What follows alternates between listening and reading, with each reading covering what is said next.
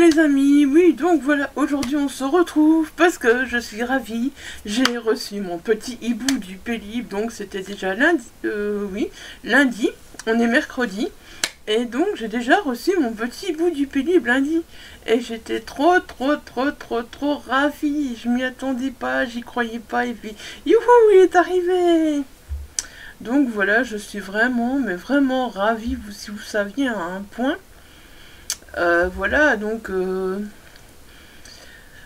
bah voilà, on va passer à la première étape. La première étape, voilà, j'ai fait mes devoirs dans mon petit cahier. Donc la première étape, il y a 234 romans éligibles sur le site. Donc je vous mettrai le lien donc en barre d'infos. Comme ça vous pourrez aller les voir. 234. Et puis nous, jurés, voilà, on doit passer à 80, oui c'est ça, 80. Non, je vais pas vous montrer 80 romans là aujourd'hui, parce que voilà, je crois clairement que si je vous montre 80 romans là maintenant, ça fera énorme dans une vidéo. J'en suis tout à fait consciente. Donc je crois qu'on va le faire, si tout va bien en deux parties, j'espère que j'arriverai quand même à faire 40-40, mais si c'est pas le cas, ben voilà, ben on fera en 3 vidéos s'il faut, mais j'avais vraiment envie, donc j'aurais pu faire mon choix avec vous, mais voilà, 234 romans, comment voulez-vous que je vous parle de 234 romans, je trouve ça énorme, donc voilà, c'était juste pas possible. Donc je me suis dit je prendrai juste les 80 et voilà, et vous montrer un petit peu ce que moi j'ai choisi, en sachant que j'ai vraiment essayé de mettre de tout, donc voilà, un petit peu de faire des petits mélanges, de penser oui à ce qui me plaisait, mais de penser aussi voilà, à des titres qui ne sont pas trop connus et qui pourraient peut-être voilà aller loin dans le Pélib, hein.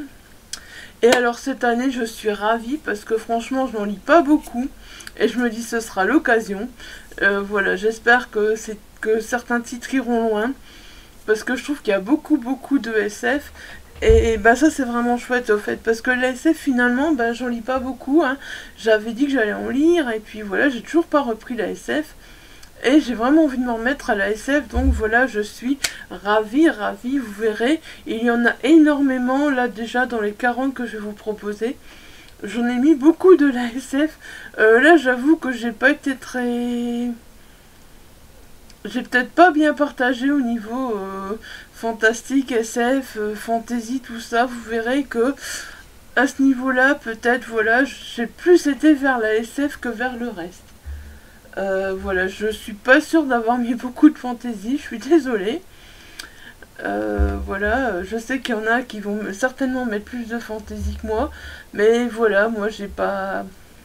Je pense que j'ai vraiment pas mis beaucoup de fantaisie et je m'en excuse, mais voilà, c'est...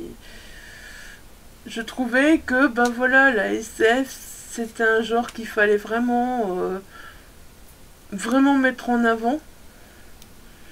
Le fantastique, moi c'est quelque chose qui m'attire toujours aussi. Ouais, j'avoue que le seul défaut qu'il y a dans ma sélection là des 80, c'est que je n'ai pas mis beaucoup de fantasy, mais je sais que beaucoup vont en mettre. Et voilà, je pense qu'il y aura de la fantasy de toute façon dans les 80, donc on peut commencer à voter à partir d'aujourd'hui. Et voilà, j'ai déjà oublié jusque quand on peut voter, mais là quand je vous aurai tourné la vidéo et quand la vidéo sera au montage, enfin quand la vidéo sera occupée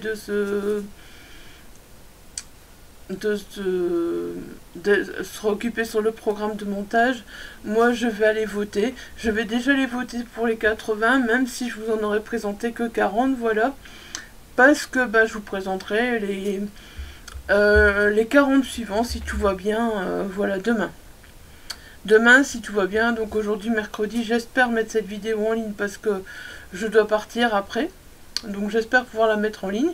Sinon je vous la tournerai mercredi, vous la verrez jeudi, et celle que je tournerai jeudi, vous la verrez vendredi. Voilà, ce sera comme ça. je fais un peu comme je peux, voilà, hein. Bon, je vais arrêter de babluter, on va commencer tout de suite parce que mon grand défaut, c'est la bablute. Ouais, je suis une pipelette, c'est terrible. Donc voilà, on va commencer avec les premiers que moi j'ai sélectionnés. Et j'espère qu'on arrivera voilà, à faire les 40 sans que la vidéo soit trop longue. Voilà, j'espère. J'aimerais bien pouvoir faire 40-40. J'avoue que j'hésitais à faire cette vidéo parce que je me suis dit 80 romans, mais c'est énorme, Isa, tu te rends pas compte. Ça va prendre les gens, est-ce qu'ils vont avoir envie de regarder, est-ce qu'ils vont envie de savoir. Et voilà, je me suis dit on verra bien, je vais essayer 40-40. Puis si je vois que ça dure trop longtemps, je diminuerai 40 ans, je sais pas, on verra bien. On verra bien ça au cours de la vidéo, voilà, hein.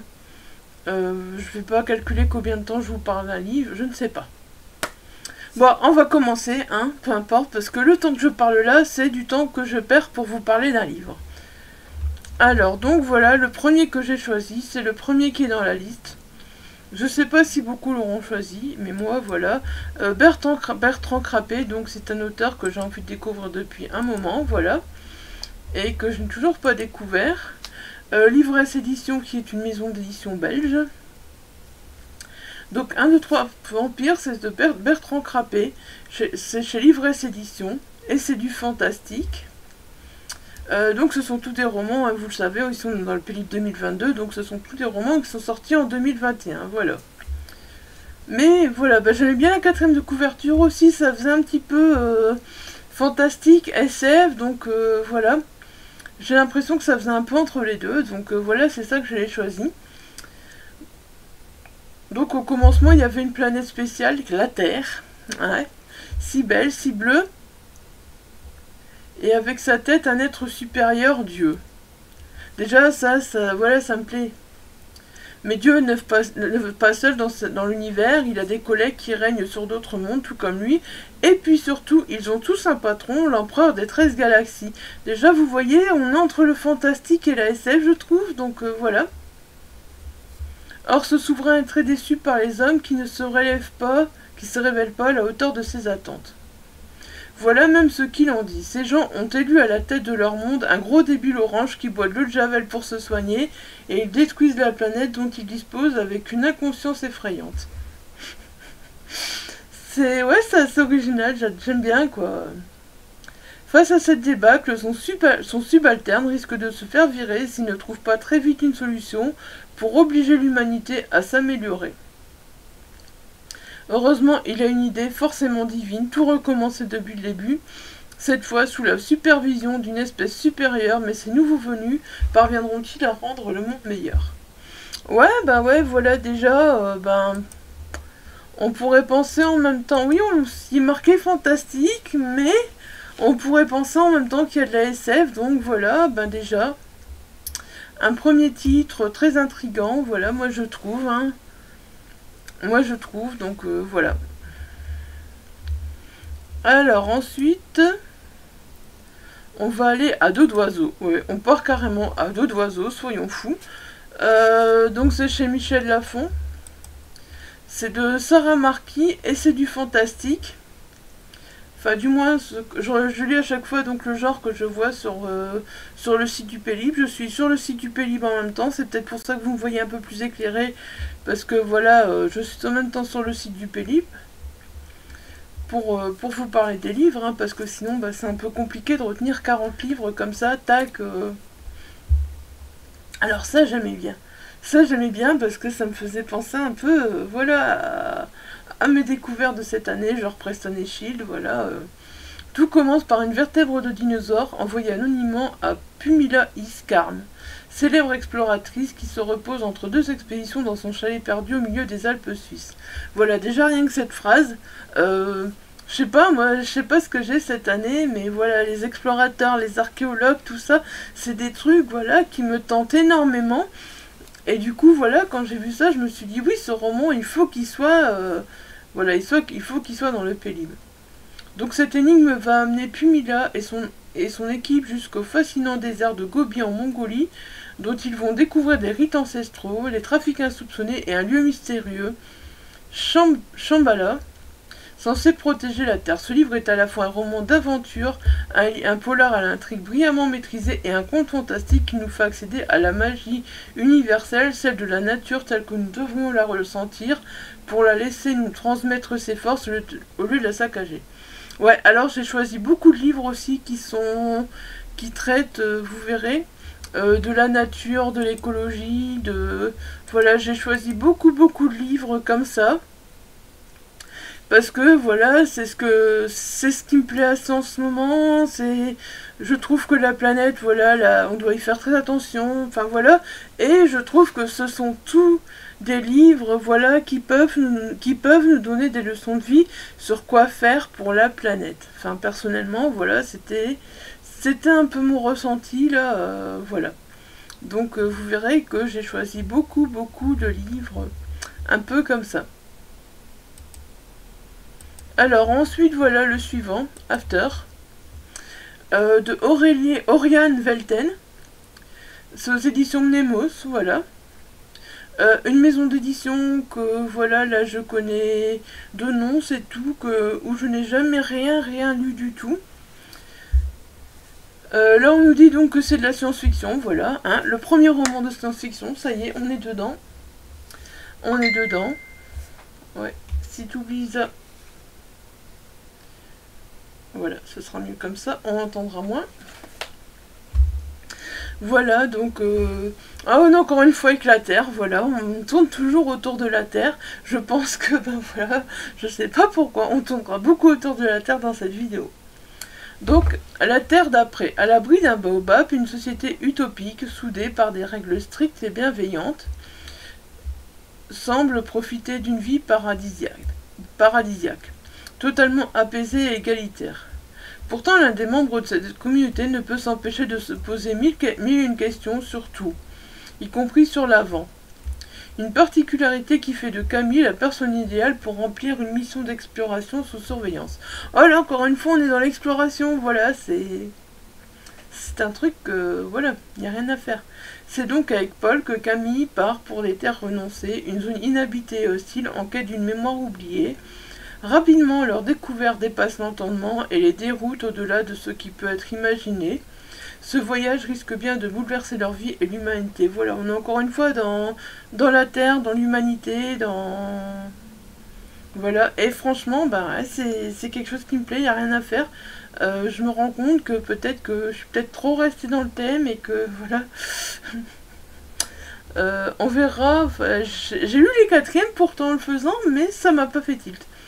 Mais là par contre, ouais, ça me fait un gros tilt au fait, peut-être en vous tournant la vidéo c'est plus flagrant, je ne sais pas. Je ne sais pas, c'est peut-être plus flagrant, voilà, en vous tournant la vidéo. On verra bien. Alors ici, donc on part, voilà, à la croisée des rêves. À la croisée des rêves de Elise Sohen chez Inceptio. Et on est donc apparemment dans du fantastique. Et là, non, là, on n'est pas du tout, voilà, sur la Terre. Enfin, si, on est sur la Terre, mais voilà, vous comprendrez que... Alors, ne fût-ce que, voilà, cette phrase, et si les rêves étaient en fait des myriades de dimensions parallèles. Voilà, ne fût-ce que ça, voilà, ça m'a hyper hypé, voilà, je me suis dit, mais ce livre, il me fait super envie. Ce livre, voilà, il a l'air vraiment top. Et voilà, encore une fois, bah voilà, j'ai pu que le sélectionner pour ça. Alors, chaque fois que l'on s'endort, notre esprit crée un monde éphémère qui se désagrège à notre réveil. Mais Isobel possède un don particulier, celui de se protéger dans ces dimensions, projeter dans ces dimensions fragiles, de les altérer, voire même d'en restituer les images dans le monde de l'éveil. À 20 ans, elle cultive un quotidien simple et solitaire dans un petit village de Highland. Jamais elle n'aurait pu prédire que cette femme aperçue fugacement sur les rives de son lac local, face à ce point basculer sa vie. Pourtant, celle-ci s'invite dans ses songes et l'obsède. Pour lever le voile sur ce phénomène inédit, Isobel devra suivre un fil d'Ariane entre rêve, veille et cauchemar. Voilà, je pense que, encore une fois, ce roman Il est pas mal, ouais. Il fait envie. Il fait envie. Pardon. Donc voilà, à voir. À voir. Bon, après, je vous avoue que moi, voilà, je vous montre mes 80. Je ne pense pas que je viendrai vous donner mon avis sur les 80, sur les votes des 80, parce que je pense que, voilà, ça fera encore une fois peut-être des vidéos à rallonge, mais si ça vous intéresse, voilà, que je vienne vous donner mon avis sur ce que je pense des 80, de toute façon, je le ferai d'office, après quand il faudra voter, donc voilà, parce qu'après, je pense qu'il faudra voter pour 25 dans les 80, voilà, si ma petite tête est bien restée. Alors ensuite, voilà, nous partons avec Allegria. J'ai kiffé cette couverture, franchement, cette couverture, je l'ai vue passer sur les réseaux, je l'ai kiffé, cette couverture, elle m'a attirée, mais un truc de ouf, voilà. Donc c'est Allegria de Alex Mori, chez Livresse Édition, encore une fois, voilà, Livresse Édition, j'en peux rien, j'aime leurs romans, franchement, ce sont des romans qui font envie, voilà, il n'y a rien à faire, et on est, voilà, dans du fantastique. Ouais, le fantastique et moi, hein. Ici, on torture et on applaudit. Bruno n'en croit pas ses yeux, cette corrida s'annonce grandiose. Voilà, donc encore une fois, on aborde un thème qui est assez... Voilà, les corridas. Voilà, c'est un thème assez touchant, je trouve. Hein, voilà, les corridas. C'est sans compter sur les Antilles qui s'incrustent à la fête, eux et leurs fichus banderoles, mais les aficionados ne leur laisseront rien passer, foi de Bruno. Parmi les opposants se trouve une gitane, sur qui Bruno lève la main. Personne ne le traitera de nazi, mais encore moins cette gitane d'animaliste. Et s'il s'en est pris à la mauvaise personne, il le réalise trop tard, quand son corps se couvre d'une étrange fourrure noire. Fuir, mourir, mais Bruno a-t-il encore le choix? Voilà, j'avoue que le résumé me tente pas mal aussi. Donc à voir. À voir donc avec Allegria. Jusqu'où il ira.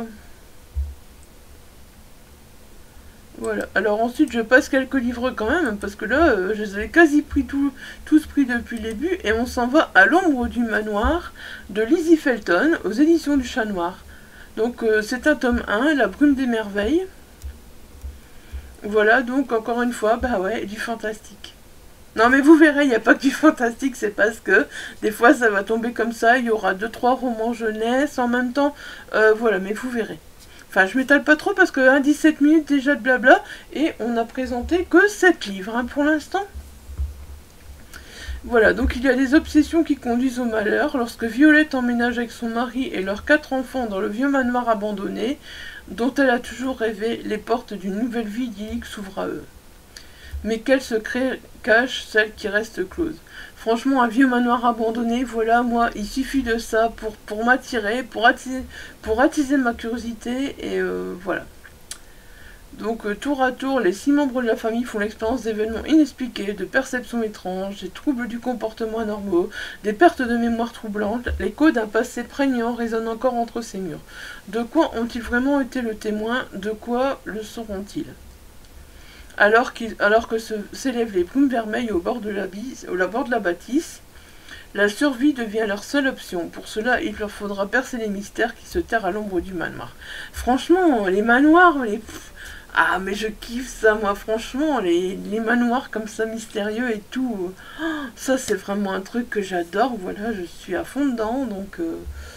voilà, je ne pouvais que choisir ce livre. Alors, ensuite, donc, on passe avec Anna de Belinda Baird-Smith. Donc, Anna, c'est un tome 1, voilà, aux éditions Cyplog. Et là, on est dans de la SF, voilà, de la SF.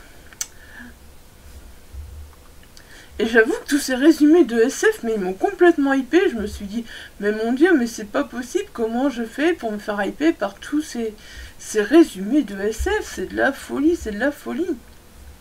Alors, en quelques secondes, une vie peut s'effondrer et ne plus se résumer qu'à un sentiment de désespoir, d'impuissance et de regret.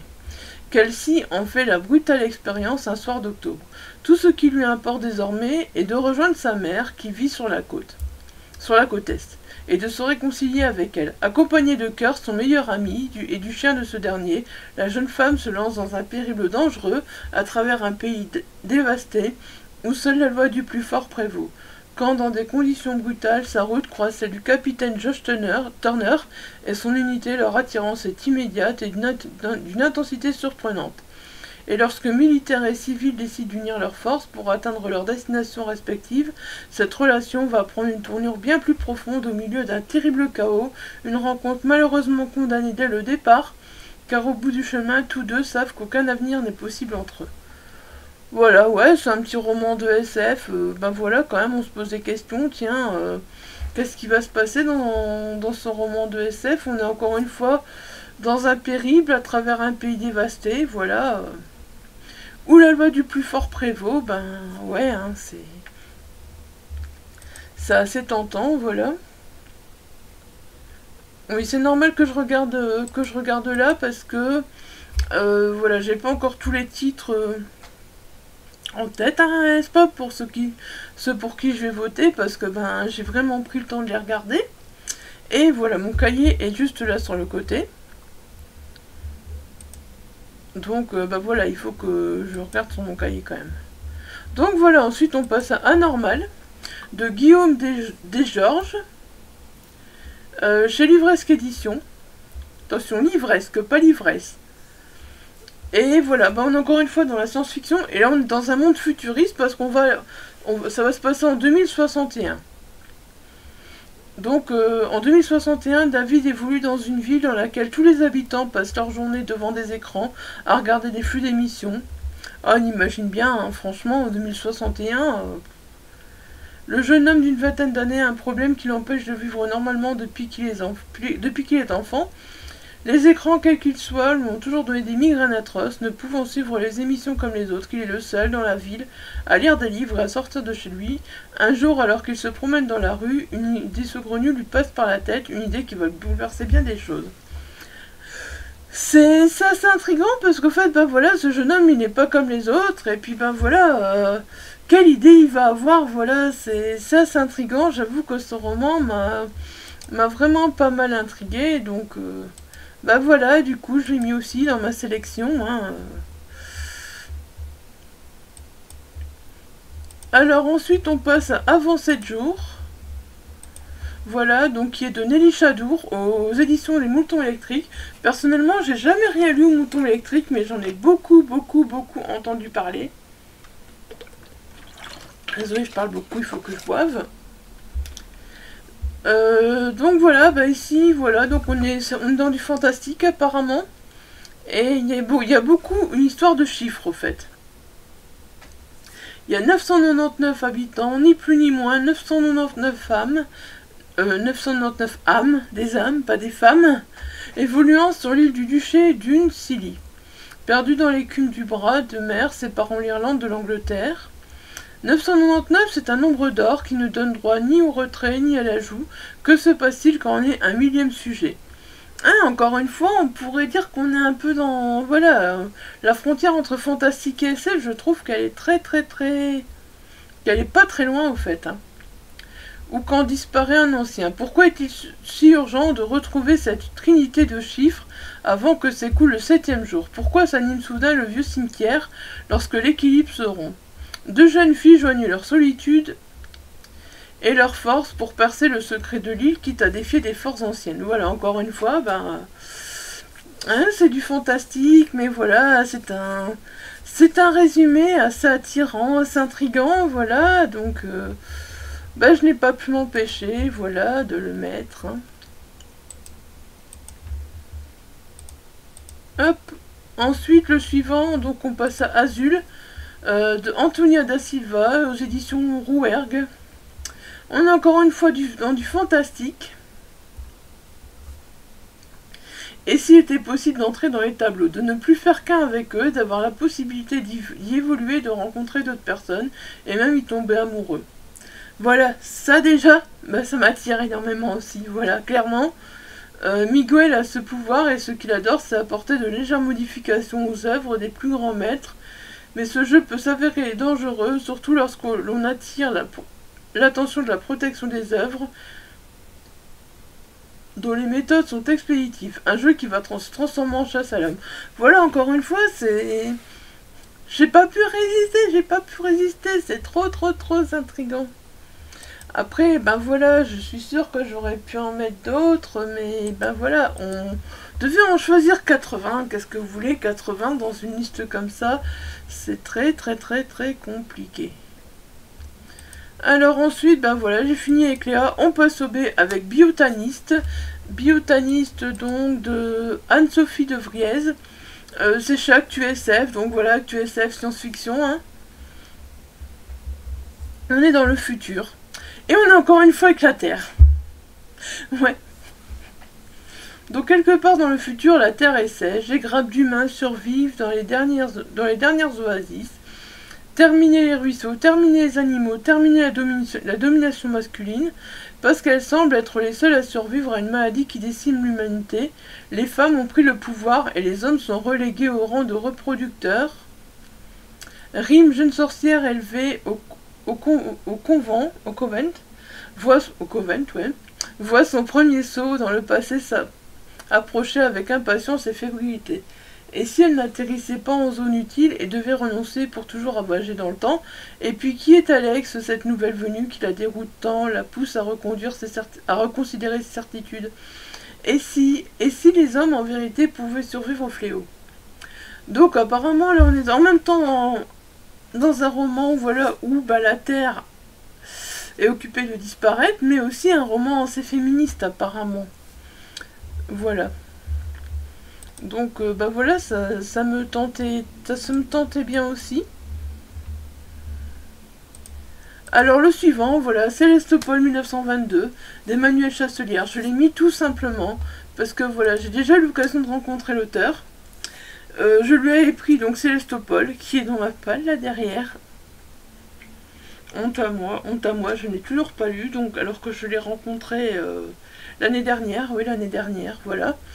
Et je n'ai toujours pas lu Célestopol. Maintenant, est-ce qu'il faut avoir lu Célestopol avant de lire celui-là? Telle est la question. Mais je pense que j'ai essayé de m'attaquer très vite à Célestopol, voilà. Comme ça, au cas où, je pourrais lire celui-là si... Voilà, s'il est sélectionné. Donc là, on est aux éditions de l'Homme sans nom. Et oui, c'est de la SF. Clairement, oui. Ça, oui, je le savais avant, voilà, parce que, ben voilà, vu que j'avais discuté avec Emmanuel Chastelière, vu que c'était un grand plaisir de le rencontrer, donc voilà. On est en 1922, donc une année à la découverte des mirages et des merveilles de la cité Célène, Célestopol. Une année dans les pas de ses habitants, simples visiteurs, parfois célèbres comme Marie Curie ou Howard Carter, humble ouvrier, voleur volubile, automate au cœur de cuivre ou héritier rebelle de l'Empire russe. Car Célestopol, c'est un bout de l'âme slave, arraché à terre entre les mains du duc, au destin défiant le temps. Voilà. Et voilà, mais j'avoue qu'à chaque fois, c'est Célestopol d'Emmanuel Chastelière, je sais pas, ils arrivent à me hyper à fond, quoi. Emmanuel Chastelière, il arrive vraiment à me hyper avec, voilà, avec ce qu'il écrit, enfin, même sans que je l'ai lu, il arrive à me hyper, voilà, avec ce qu'il écrit, donc voilà. Je vais lire son Célestopol très bientôt et je lirai sans doute ce Célestopol 1922 parce que il me fait vraiment très envie. Ah ouais, désolé, j'ai la gorge très sèche. Alors ensuite on passe à autre chose, voilà. Ce qui nous hante, voilà, ce qui nous hante de Sacha Bazet, je vous ai dit Somnemos. Ah ben oui. Un thriller fantastique. Et j'ai pas mis la bonne couverture. Oh, bizarre. Voilà, c'est mieux comme ça. C'est mieux comme ça, la honte, quoi. J'ai pas mis la bonne couverture. Alors là, voilà. Après un long sommeil dans son coin de forêt, le château de Loubet reprend enfin vie. Le temps d'un été, il accueille la création d'un opéra contemporain par de jeunes artistes venus de tout le pays. Absorbés par leurs ambitions, leurs conflits et leurs espoirs, Bassem, Thelma et Gilia ne voient pas les griffes de la demeure au passé macabre se refermer sur eux. Voilà encore une fois, une demeure macabre. Ouais. Seul le solitaire Gaspard soupçonne quelque chose. Un certain Camille, un inconnu moqueur et invisible, s'est insinué dans les pages de son journal intime. Oh. Entre deux railleries, il le met en garde contre les dangers qui rôdent dans les couloirs du château. Découvrez un thriller fantastique haletant où se croise une galerie de personnages modernes et attachants qui ne vous laisseront pas indifférents. Un roman où le surnaturel est au service de thématiques profondes et intimes. Attention, ce château vous hantera longtemps. Bah voilà, mais non, mais... Ça fait super envie, voilà. Ça fait trop envie, je suis désolée, moi quand je dis ça, je peux pas résister, je peux pas.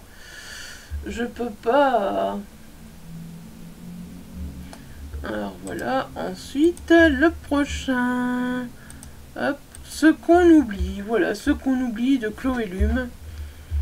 Oui, là, clairement, bah, il est marqué Young Adult, voilà, donc, voilà, c'est du Young Adult, j'ai choisi du Young Adult, bon, chez les éditions.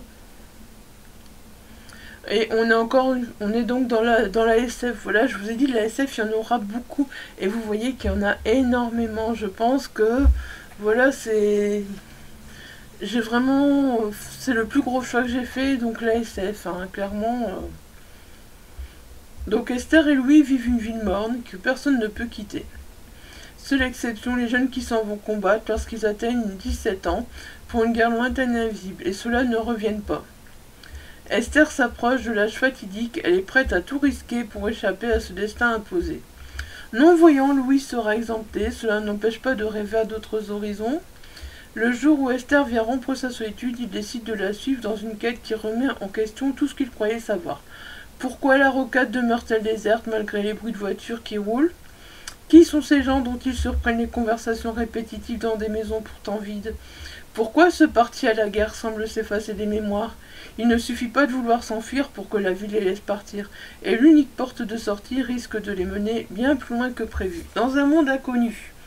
Et voilà, me voilà, vous voyez, hein, on est encore une fois hypé, c'est comme ça, c'est la vie, on est hypé.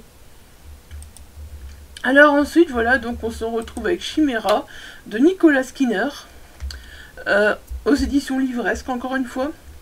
Et avec de la science-fiction, voilà, hein. De la science-fiction, bah ouais. En Bretagne, de nos jours, une technologie inconnue et invisible modifie la structure cellulaire de Damien, alors qu'il n'est encore qu'un embryon dans le ventre de sa mère. 15 ans plus tard, Damien est pris d'un accès de folie et tue 5 élèves de sa classe, c'est un massacre. S'ensuit une fuite effrénée à travers le monde entier, durant laquelle il sera poursuivi sans relâche par les forces de l'ordre, mais aussi une organisation secrète et mystérieuse d'hommes imberbes au teint pâle.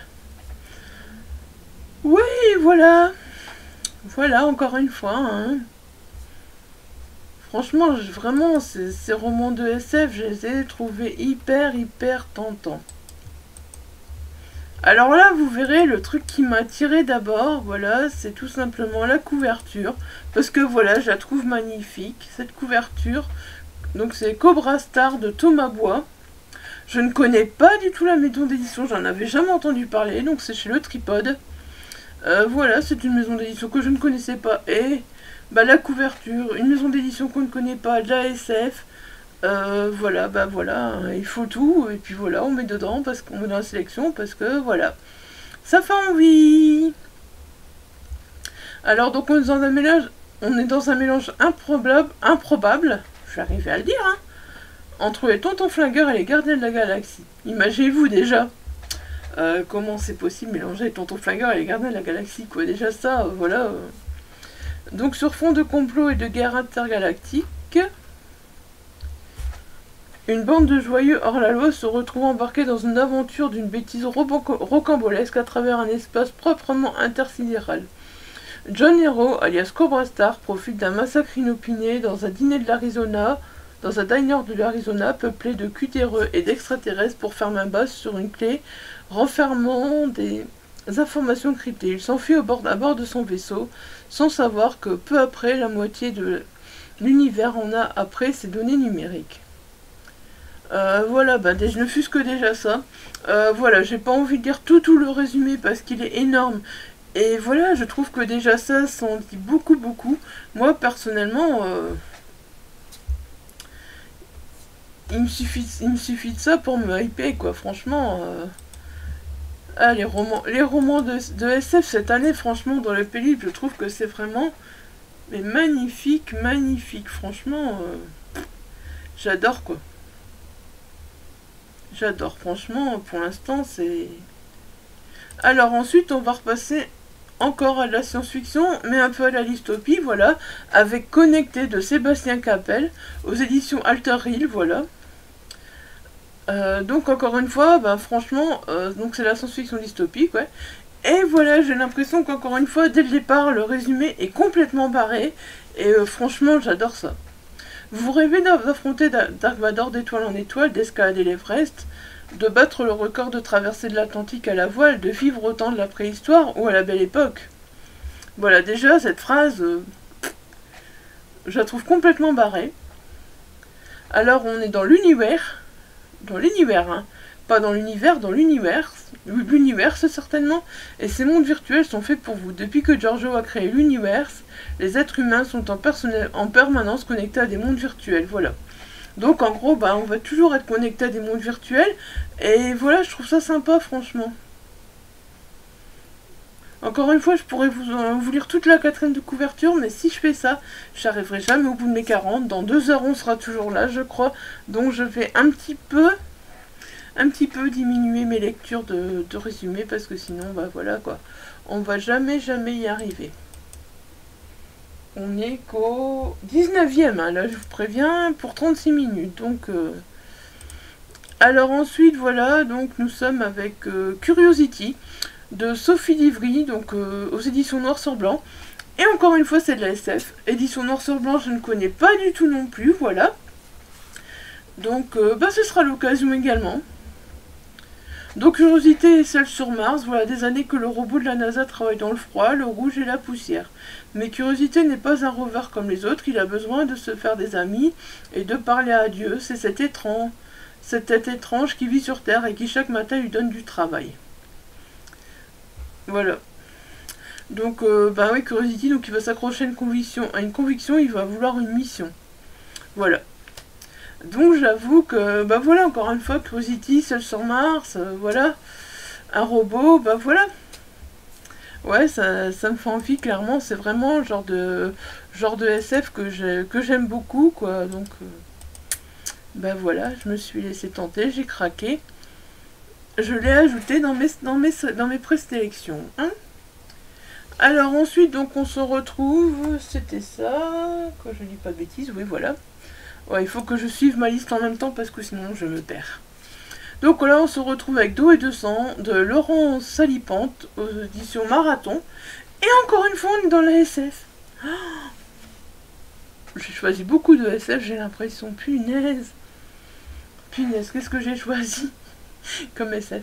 Et encore une fois, on est dans un monde en déclin, voilà, on est avec la Terre qui décline, voilà.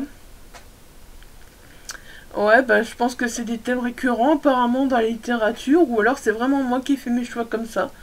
Donc dans un monde en déclin où l'eau est devenue le bien le plus précieux, les destins singuliers d'une poignée d'hommes et de femmes s'entrecroisent et s'accomplissent au prix du sang.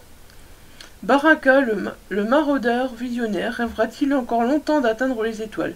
Eddie, le faux médecin utopiste, acceptera-t-il de se salir les mains pour bâtir la communauté pacifique dont il rêve? Éléonore parviendra-t-elle à faire de sa fille une survivante et Amira fuir la secte des Rédempteurs? Abel, le convoyeur de Taciturne, réussira-t-il à venger la mort de son frère? Pendant ce temps, 67PO, le redoutable androïde, 67PO, ouais, de la compagnie rôde pour assurer l'hégémonie de ses employeurs. Western post-apocalyptique, féroce et lumineux, doué de sang, sont les tréfonds d'âme humaine qui ont bien plus à perdre qu'elles le croient. Ouais, ben on voit de façon que on est... Voilà, on est un peu dans un western parce que bah voilà, la couverture nous annonce clairement, voilà, le western, quoi. Enfin, moi je trouve personnellement que la couverture, elle est vraiment... c'est ce qu'elle nous annonce, quoi.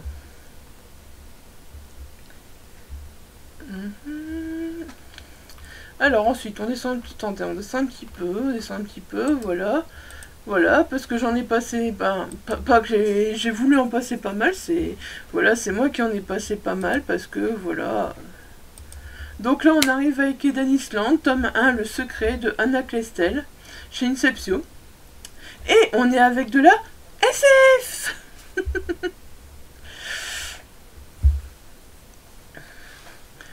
La vie est un conte de fées et elle en est l'héroïne. C'est du moins ce que pense Alina en se préparant pour la prestigieuse soirée qui va marquer son entrée dans le monde adulte.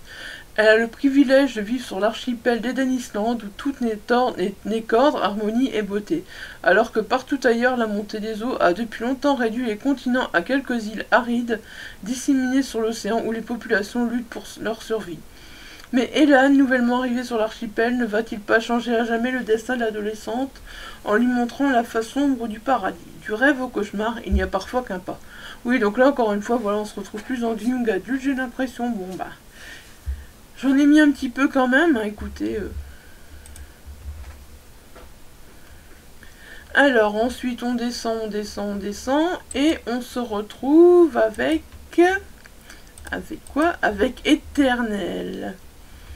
Avec Éternel de Magali Guyot chez Livresque Édition, voilà, qui est de la SF. Oh, j'ai fait fort sur la SF, dis donc.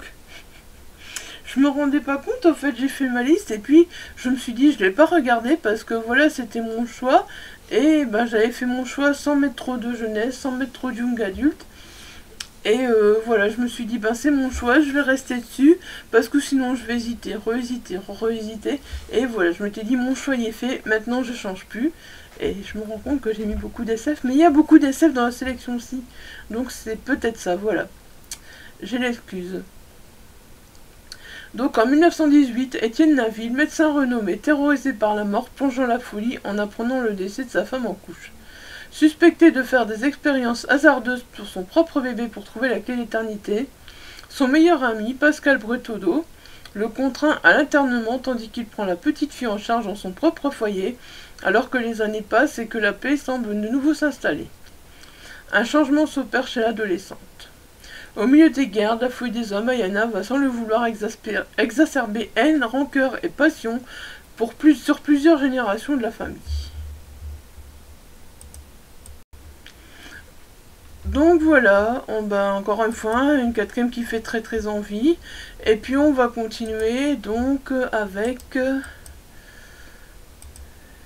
Et nous aurons l'éternité, voilà, de Catherine Fradier, aux éditions Diable Vauvert. Une maison d'édition qui est assez sympa, je trouve, dont on n'entend pas beaucoup parler. Je sais pas si c'est moi qui en entends pas beaucoup parler, ou voilà, si c'est en général, mais moi je vois pas beaucoup, donc voilà. Je me suis dit, bah allez, hein. Ce roman me semblait sympa, puis en plus voilà. Donc, et on est encore une fois dans la SF. Ouais. Alors, on est avec Norma, une vieille dame au caractère bien trempé qui vit avec l'urne de son défunt mari parmi ses nombreux voisins. Donc elle est romancière au crépuscule de sa vie, dans un monde dévasté, elle doit quitter son appartement voué à la destruction et finir ses jours dans un établissement de retrait. Mais telle une Scheherazade, déterminée à obtenir un délai pour choisir sa fin, elle accepte d'être interviewée par une étudiante sur sa vie de fictionneuse, alors que les livres ont disparu. Et toutes les fictions sont bonnes pour prolonger son récit. Ouais, c'est ça qui m'a attiré aussi, un monde où les livres ont disparu. Non mais imaginez-vous, les livres qui ont disparu. Mais c'est complètement de la SF, ça peut pas exister ça, non, ça peut pas. Voilà, ça peut pas exister les livres qui ont disparu. Alors ensuite, donc voilà, j'ai sélectionné X-Day de Damien Snyers, voilà. Donc chez Actu SF. Et on est de la fantaisie. Oui, voilà, j'ai sélectionné de la fantaisie. On a fait de la fantaisie. Ouais. 24e roman fantaisie.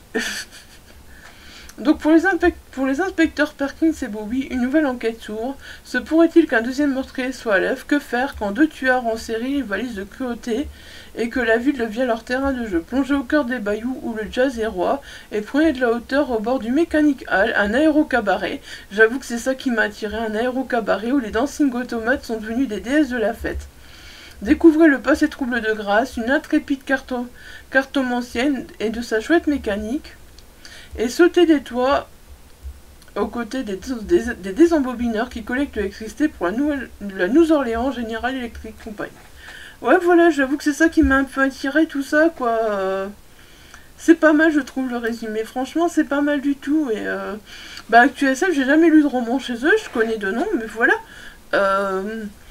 Finalement, bah, je me dis que j'en ai sélectionné pas mal aussi chez ActuSF, donc bah voilà. C'est parce que voilà, c'est parce que les résumés étaient bien attrayants, et puis bah voilà. Ah bah voilà, hein, quand on parle de fantasy, on continue hein, avec Fantasy Show.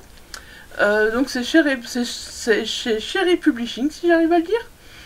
Et là, bah, il est mis qu'on est entre la science-fiction et la fantasy, donc voilà. Voilà, donc dans un monde où avoir des enfants est devenu un service onéreux, la jeune Gladys paye chaque jour le prix de son existence, financée par ses grands-parents. Ses parents considèrent qu'elle dilapide leur héritage et sont bien décidés à l'envoyer sur une planète minière pour toucher une prime de risque des plus conséquentes.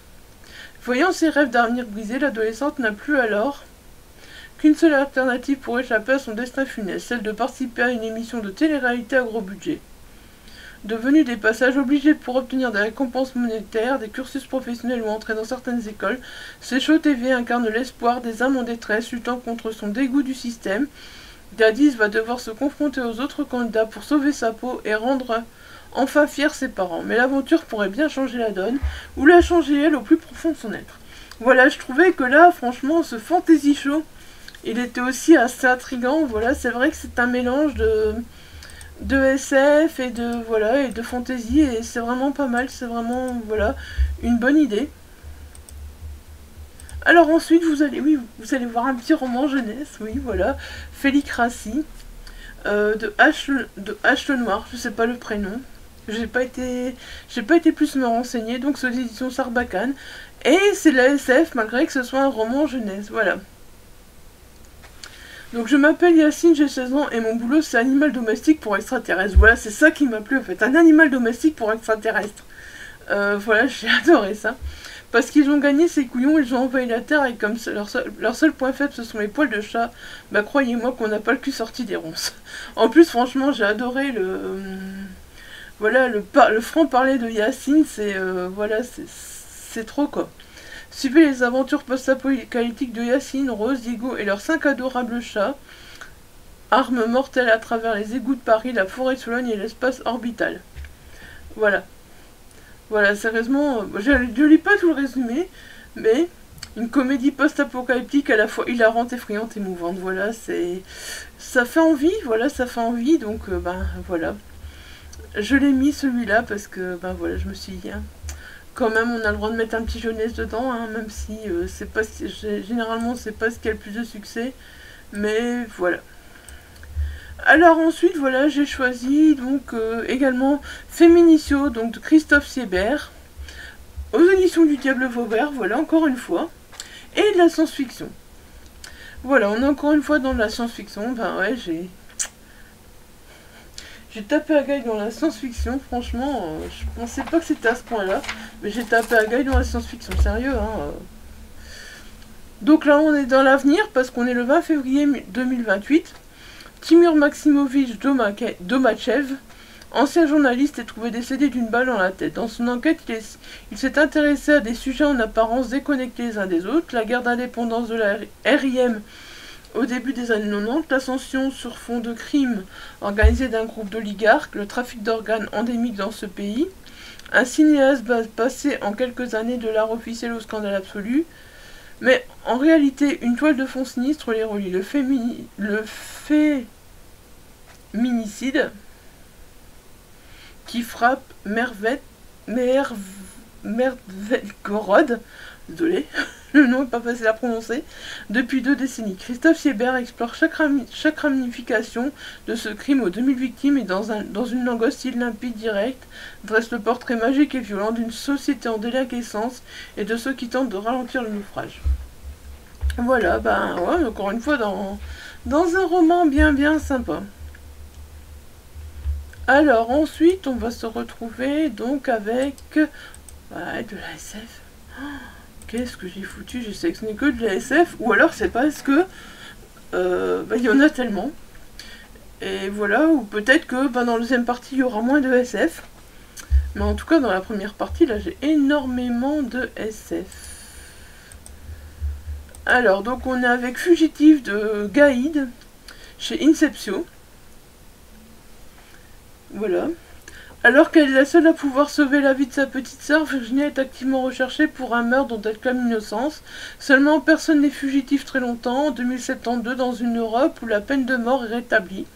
Encore une fois, voilà, c'est un thème très touchant qui est abordé, et où les technologies sont capables de tracer tout mouvement humain. Imaginez-vous en 2072, quoi, que la peine de mort est rétablie et que tout le monde peut être tracé, le moindre mouvement qu'on fait peut être tracé. Une course contre la montre commence pour la jeune biologiste. Parviendra-t-elle à sauver sa sœur à temps? Voilà, je trouvais encore que là, une fois encore, on était vraiment dans un truc, voilà, des thèmes sur lesquels on peut se poser des questions, parce que, oui, ça a beau être de la SF, mais est-ce que ça n'arrivera pas un jour, tout ça? Voilà. La SF, souvent, c'est... Est-ce que ça n'arrivera pas un jour? Alors ensuite, voilà. Ah, funèbre tendresse. Mais regardez-moi cette couverture, si elle n'est pas magnifique. Franchement, cette couverture m'a fait craquer. De Agathe Roméo aux éditions Rebelles. Voilà, j'ai pas encore sélectionné de romans de l'édition Rebelles. En plus, je sais pas s'il y en avait tant que ça dans la sélection. J'ai plus souvenir de ceux que j'ai pas sélectionnés. Et même de ceux que j'ai sélectionnés. Voilà, donc ici on est dans du fantastique. Et on se retrouve avec la Dame Blanche Lucie, donc qui est furieuse contre les descendants d'une amie médium, qui veulent envoyer leur aïeul en maison de retraite. Donc voilà déjà une médium, franchement, voilà, c'est bon, hein, c'est gagné. Elle demande donc à Wagner, un esprit vengeur, de les terroriser et de les punir. Les jours passant, elle se rapproche d'Antoine, un petit neveu de la voyante, mais il est trop tard pour qu'elle revienne sur sa décision. Wagner est à l'œuvre, il se montre d'autant plus zélé qu'il espère la séduire. Et s'il peut écarter tous ses rivaux potentiels dans la foulée, c'est encore mieux. Voilà. Ah bah avouez que c'est tentant, sérieusement. Sérieusement, c'est vraiment, vraiment, vraiment tentant. Bon voilà, on en a encore 10 à faire et puis après, on sera arrivé au 40.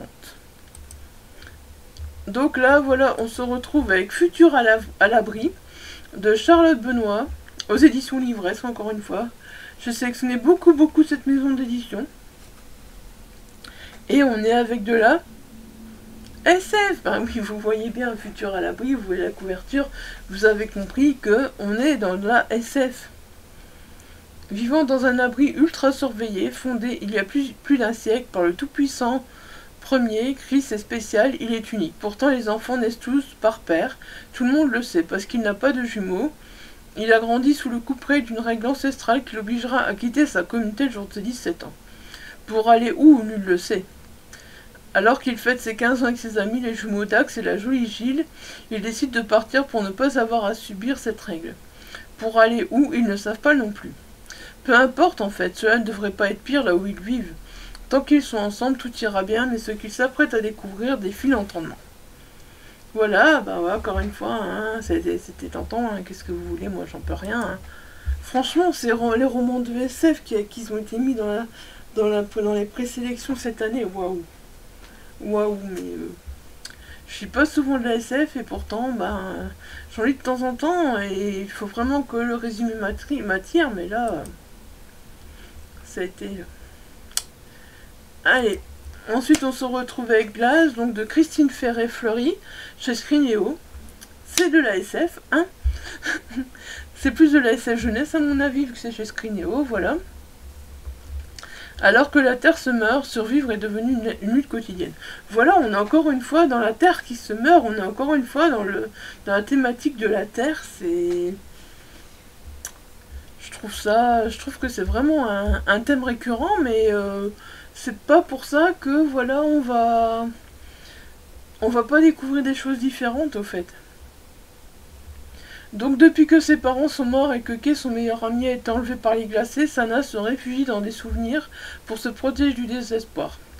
Quand tout allait bien, quand Kay était encore là, quand le soleil brillait et que ses rayons réchauffaient le cœur, Lorsque Ray, la grand-mère de Kay, meurt à son tour, Sana se retrouve seule. Elle décide alors de partir à la recherche de son ami disparu. Après tout, qu'a-t-elle à perdre? Il ne lui reste plus rien. Pour la jeune fille, c'est le début d'un long voyage semé d'embûches et de rencontres parfois improbables, parfois inquiétantes. Qu'y a-t-il au-delà des montagnes et du bouclier climatique érigé par les glacés? Kay se trouve-t-il là-bas, captif de l'incarnation maléfique des contes qui ont bercé son enfance? L'immortelle Reine des Neiges? Une réécriture dystopique et envoûtante du conte d'Andersen. Ah ouais. Ah ouais, franchement, ouais. Ça fait super envie aussi. Alors, je descends ensuite un peu plus loin encore, parce que voilà. Il y a des romans que j'ai laissés un peu sur le côté aussi. Parce que, bah, voilà. Alors ensuite, bah voilà, on n'a qu'un petit roman jeunesse, ouais, parce que celui-là, j'avais envie de le mettre. Parce que c'est Hôtel Parallèle de Alexis Flamand, aux éditions Fleurus. Et là, on est dans de la fantaisie, voilà, dans de la fantaisie jeunesse. Mais je trouvais que, voilà, cet Hôtel Parallèle était très tentant. Alors qu'il vient de décrocher un job d'été à l'hôtel Parallèle, lui il est loin d'imaginer ce qui l'attend. L'hôtel, peu ordinaire, est construit dans un espace interdimensionnel susceptible d'accueillir des clients venus de différents univers. Voilà. Donc voilà, bah, ça dit ce que ça dit, je pense l'hôtel, un espace interdimensionnel, voilà, ça fait envie quoi.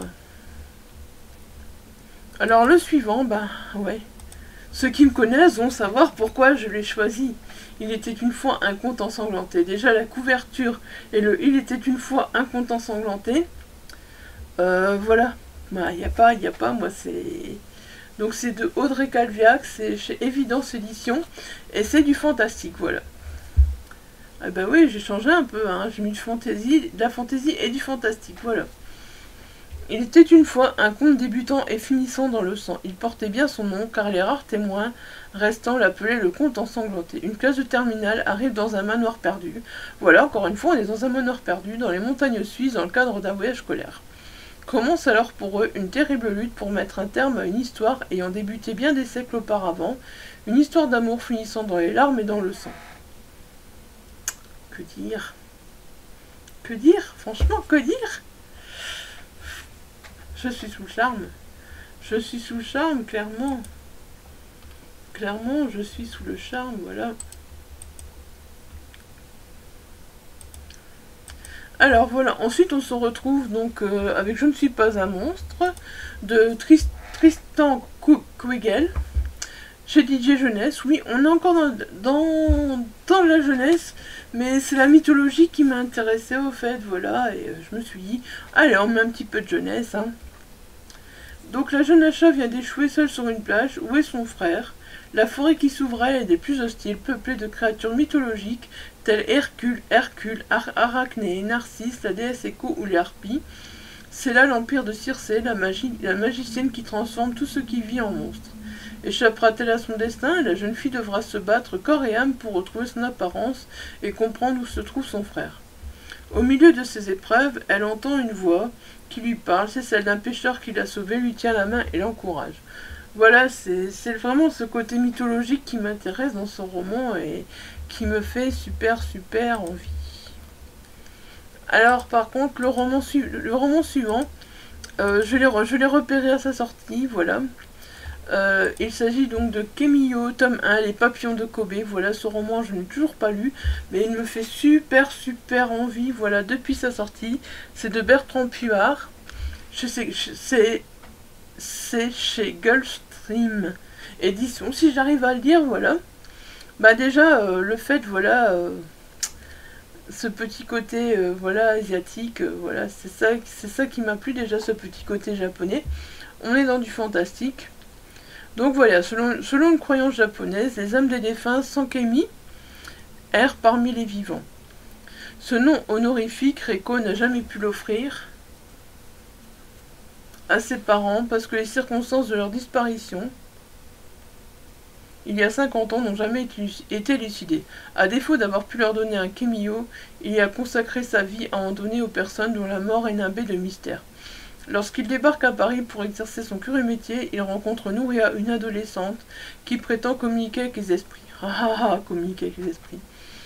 Alors qu'il enquête sur le décès d'une vieille japonaise, la jeune fille devine que cette affaire est liée à ce qui est arrivé aux parents de Rieko. Les chemins de celui qui fait parler les morts avec celle qui prétend les entendre se sont-ils vraiment croisés par hasard? Voilà. Bah ouais, encore une fois, on est tenté, hein. On est tenté, que voulez-vous? Ah, vous savez quoi? On arrive au roman 36. Donc ça veut dire que, voilà, je vais faire le 36. Le 37. Je vais le sélectionner tout de suite, comme ça.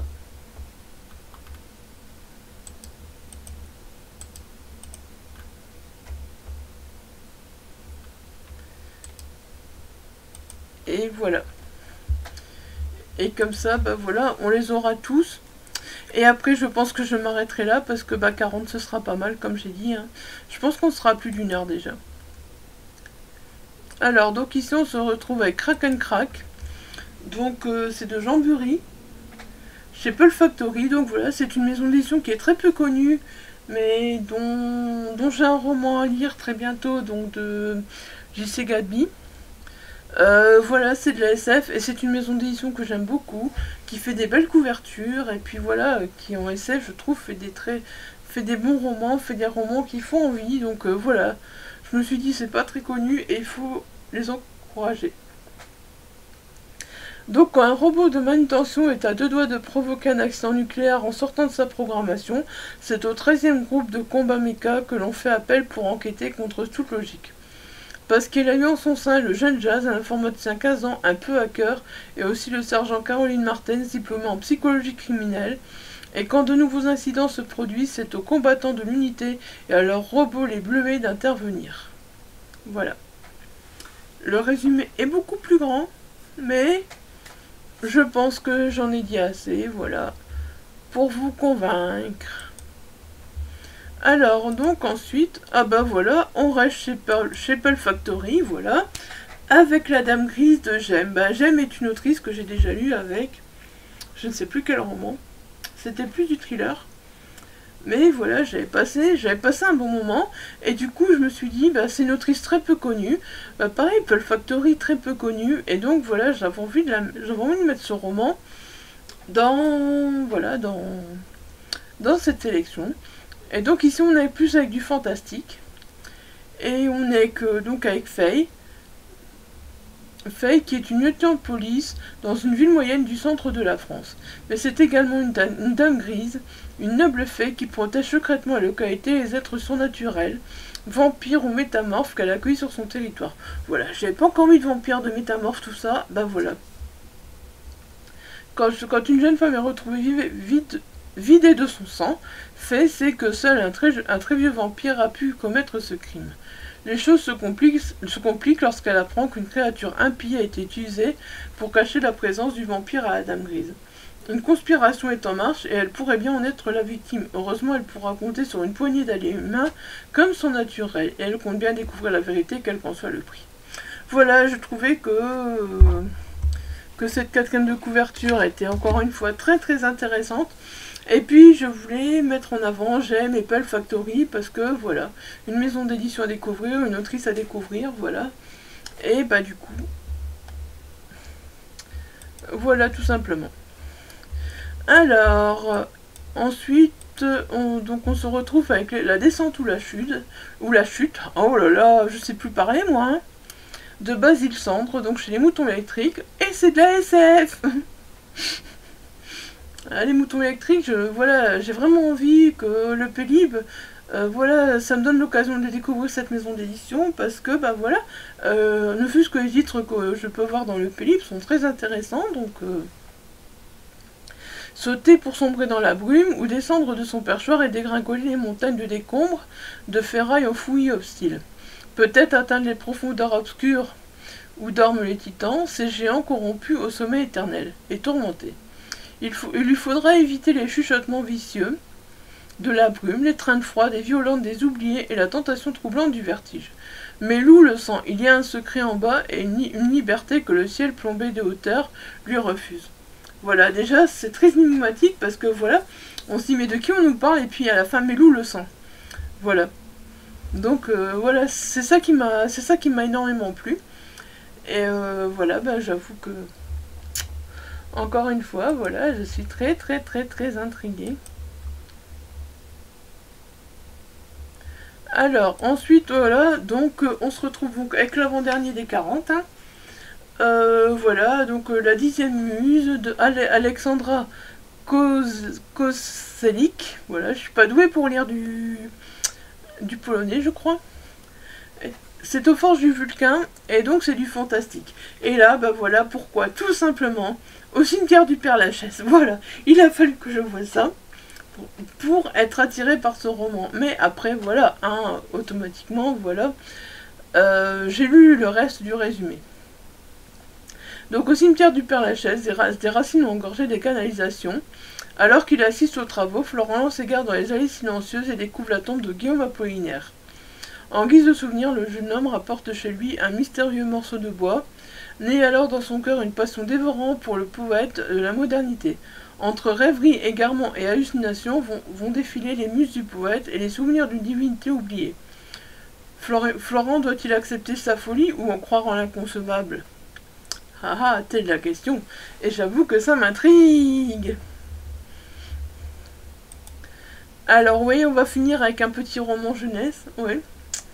Ouais, mais voilà, ce roman, mais il me fait tellement envie. L'agence Lovecraft, tome 1, Le mal par le mal, voilà, de Jean-Luc Marcastel. Franchement, voilà, un des auteurs que j'aurais voulu tellement les rencontrer aux Aliénales si j'avais été. Donc on est chez Gulfstream Édition, et donc on est dans du fantastique. D'implacables adversaires ont pris en chasse Ryan, Marie et Sergueï. Ces trois adolescents ne se connaissent pas mais ont un point commun. Tous trois possèdent des pouvoirs littéralement effrayants, des pouvoirs hérités de monstres qui dorment depuis des millénaires, qui sont en train de se réveiller. Heureusement, Ryan, Marie et Sergueï sont aidés dans leur fuite par une jeune fille travaillant pour un mystérieux groupe, l'agence Lovecraft. Ils apprennent alors que la Terre est menacée et qu'ils représentent le dernier rempart contre les forces maléfiques. Ryan, Marie et Sergueï accepteront-ils de livrer le combat le moment venu? Voilà, tout simplement. Voilà, bah, je suis arrivée écouter à la fin des 40 premières sélections que j'ai faites. Sachant que, bah voilà, je vous retrouverai donc demain avec les 40 sélections suivantes. Et bah moi écoutez, maintenant je vais aller voter. De toute façon, mes 80 sélections sont là. Donc je vais aller voter. Hein. J'espère que cette vidéo vous aura plu. Franchement, n'hésitez pas à me dire si cette vidéo vous aura plu. Si vous aussi vous faites partie voilà, du Pélib, dites-moi si voilà, s'il y a des livres que vous avez mis dedans, pourquoi pas. On peut échanger ensemble, voilà, on peut se dire. S'il y a un livre que vous trouvez que j'ai bien fait de mettre dedans ou pas, n'hésitez pas à me le dire également. Voilà, s'il y a un livre qui vous attire plus qu'un autre dans la sélection. Voilà, dites-moi tout ça en commentaire, n'hésitez pas à me laisser des commentaires, ce sera avec plaisir que j'y répondrai. Et si vous avez aimé cette vidéo, un petit pouce en haut. Et puis voilà, si ce n'est pas encore fait, bah, que vous découvrez la chaîne, n'hésitez pas à vous abonner, ça fait toujours un énorme plaisir, voilà. Et je vous dis à demain pour la suite. Bye bye.